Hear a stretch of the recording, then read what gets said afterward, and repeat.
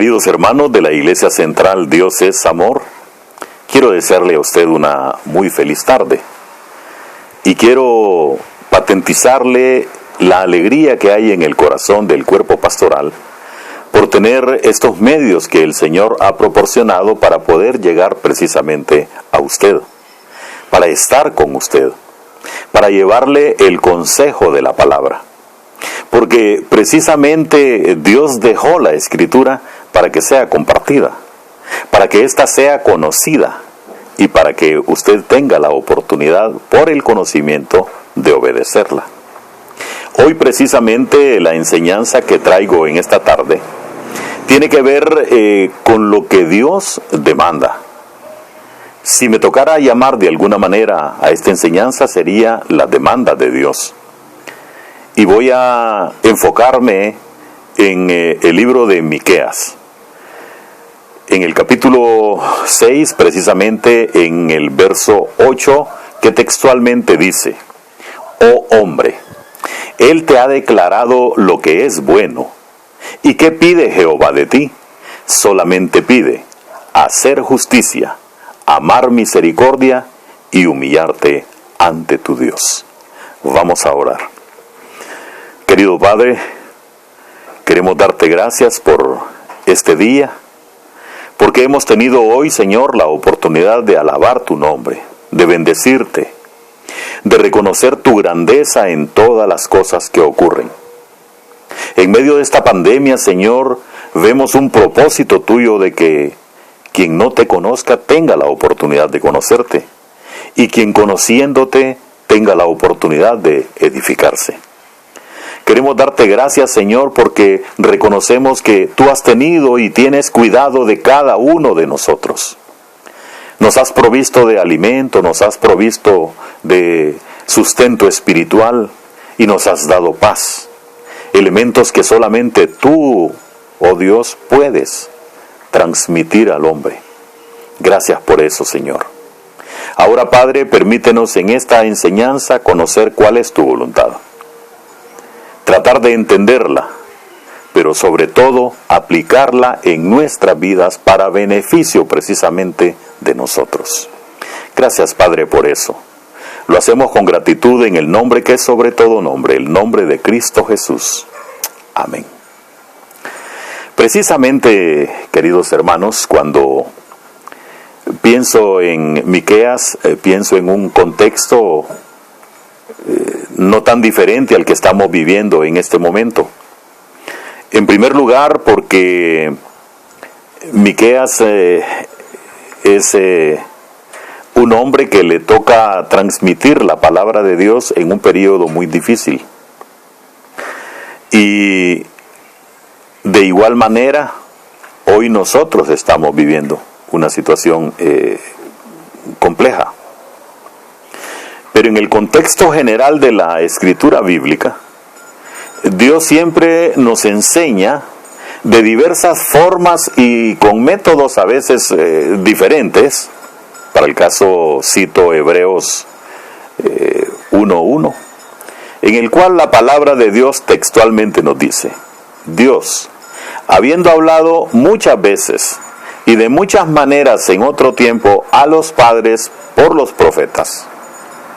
Si usted ve, entonces, Dios siempre ha estado comunicándose con nosotros.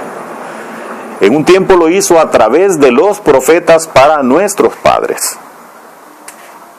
Hoy lo hace a través de su escritura por nuestros pastores, por quienes enseñamos a través de la escuela, a través de la predicación, la palabra de Dios.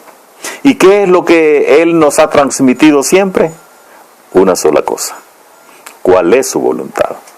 Esto nos lo recuerda Romanos en el capítulo 12, precisamente en el verso 2, cuando dice: No os conforméis a este siglo, sino transformaos por medio de la renovación de vuestro entendimiento, para que comprobéis cuál sea la buena voluntad de Dios, agradable y perfecta. Aquí el apóstol Pablo nos está recordando entonces que hay una voluntad atrás de todo lo que se nos enseña. Y esta la define como agradable y también le da el agregado de perfecta, lo cual lo entendemos con toda claridad. Pero, de una manera extraña, el hombre siempre ha hecho su propia voluntad. O ha hecho una obediencia parcial, hasta donde conviene. Pero no lo ha hecho de una manera como Dios lo demanda. Integral, completa, sin reserva. Miqueas precisamente es un profeta que nos habla con suma claridad sobre aspectos puntuales como juicio, perdón, esperanza y la restauración prometida por Dios. ¿Aplica eso hoy a nuestro tiempo? Claro que aplica. El principio es el mismo. Un arrepentimiento de pecados, una confesión de ellos, apartarse y vivir de una manera diferente. Pero la intención de Dios en toda la Escritura nunca ha sido que precisamente el procedimiento sacrificial usado en los tiempos de Miqueas se convirtiera entonces en un procedimiento de arrepentimiento externo, como quien paga algo que debe sin ningún tipo de cambio interno, sino más bien lo que nos está enseñando es el arrepentimiento genuino de nuestros pecados. Por eso los versos 6 y 7, previos al que estamos estudiando, nos muestran preguntas que hace Miqueas precisamente sobre el tema, y que hoy usted está en la libertad también de hacerlas en nuestro propio contexto. Porque ¿qué es lo que Dios quiere si aplicamos aquella enseñanza al día de hoy? Que demos ofrendas cuantiosas, que hagamos un montón de cosas agradables, pero que no haya un arrepentimiento en nuestro corazón. No, hermano. Nunca ha sido ese el propósito de Dios. Por lo tanto, en contraposición a esta actitud generalizada de limpiarnos externamente, pero continuar una vida de iniquidad y pecado, Miqueas nos hace un llamado puntual. Oh hombre, ¿sabe? Es un llamado que implica responsabilidad individual. Es un llamado serio y es un llamado confrontativo. Y nos hace una advertencia clara sobre la forma en que Dios nos ha dado promesas, pero también obligaciones de estricto cumplimiento. Porque primariamente nos ha mostrado lo que es bueno. Siempre Dios nos ha enseñado todo aquello que es bueno. De manera general, si usted busca en el libro de Génesis precisamente, en el capítulo 1, en el verso 31, nos dice: y vio Dios todo lo que había hecho, y he aquí que era bueno en gran manera. Entonces lo que Dios ha hecho siempre es bueno, siempre va a ser beneficioso. Y no en una cosa poca, sino, como dice la Escritura, de una manera amplia, en gran manera. Todo lo que Dios ha hecho es bueno y en gran manera. Esto nos enseña que cuando entendemos esto, hemos subido a una autopista donde Dios nos favorece siempre con todo lo bueno. Y nos ha enseñado también en esa bondad todo aquello que es beneficioso para la humanidad.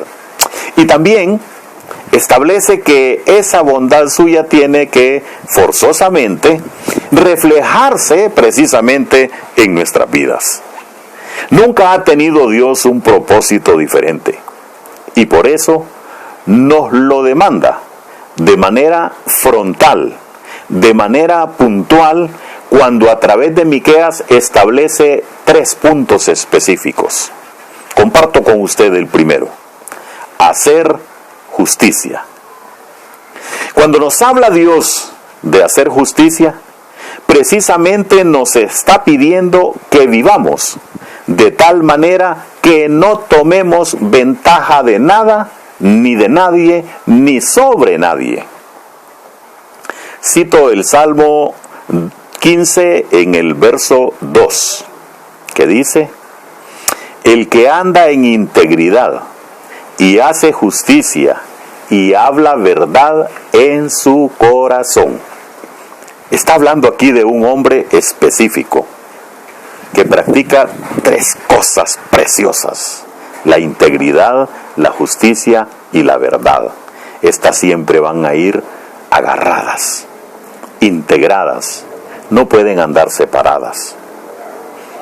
Es el practicar ser justos, precisamente, a consecuencia de la justificación operada en nosotros, lo que ahora nos posibilita vivir entonces de una manera sumamente diferente a los estándares del mundo, los cuales persiguen únicamente el beneficio propio.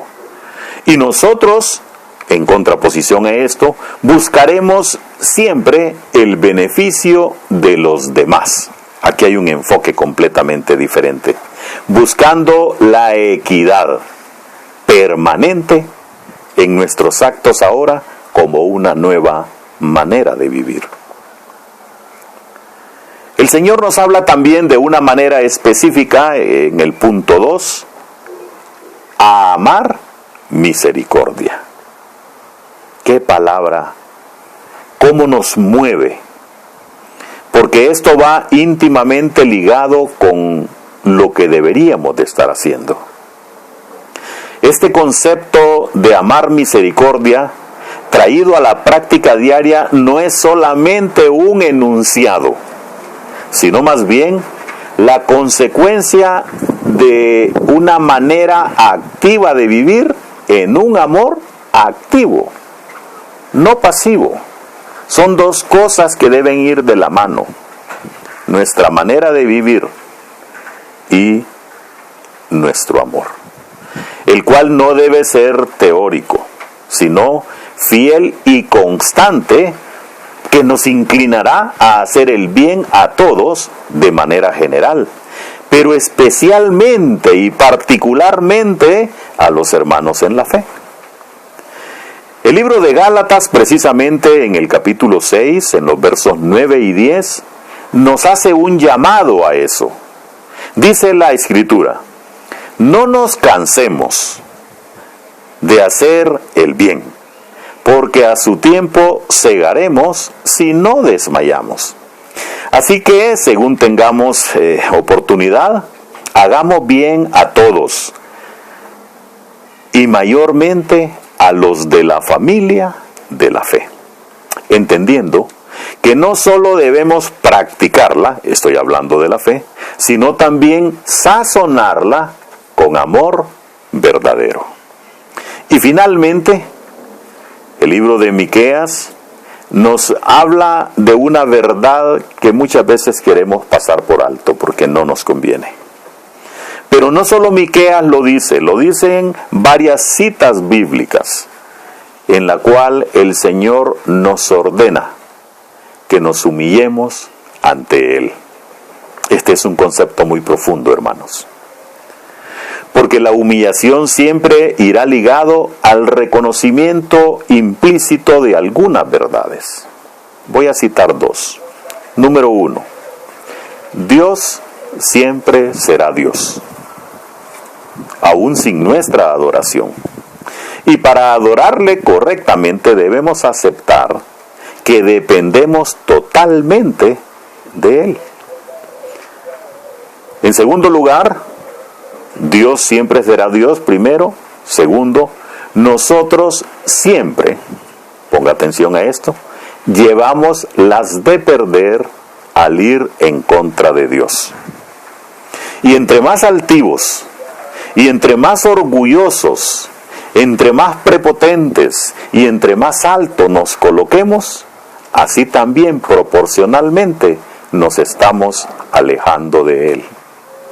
La Escritura nos enseña que Dios no ama el corazón altivo. Dios ama a quien se humilla. Y humillarse es dejar de depender de mis fuerzas, de mis conceptos, y empezar a creer al único Dios y verdadero.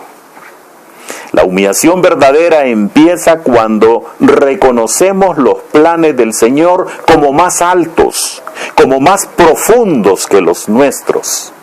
Empecemos entonces, hermanos, a reconocer en esta pandemia precisamente la mano poderosa del Señor, conduciéndonos hacia la dependencia y a la obediencia de su palabra. Que las evidencias de ello no sea superficial, hermano, porque el Señor nunca ha querido eso, sino que muestre un cambio profundo en nuestro corazón, que nos lleve a hacer justicia, a amar misericordia y a humillarnos ante nuestro Dios. Querida iglesia, Dios es amor. Mi deseo es que Dios continúe bendiciendo nuestras vidas. Que Dios siga proporcionando aliento, fe y esperanza a través de su palabra. Vamos a orar. Querido Dios, ¿cómo no agradecerte si tú has tenido misericordia de nosotros? Nos has proporcionado tu palabra, la cual nos guía. Nos has dotado de un intelecto, el cual nos permite entenderte, no con la profundidad que tú tienes, pero sí por lo menos en los conceptos básicos, a través de los cuales podemos entender quién eres tú. Gracias, Padre, por eso. Gracias te doy también por el liderazgo de la iglesia, por los hermanos, y pongo, Señor, bajo tu fiel cuidado a aquellos que se encuentran enfermos. Pido, Señor, también por las necesidades de cualquier índole, ya sea material o sea espiritual. También clamo, Señor, porque tú cumplas el objetivo que te has propuesto. No suplicamos, Señor, porque quites esto, sino más bien porque el objetivo que tú has tenido se cumpla. Gracias por eso, Señor. Gracias por este día. Lo hacemos con gratitud en el nombre que sobre todo nombre, el nombre de Cristo Jesús. Dios les bendiga, mis queridos hermanos.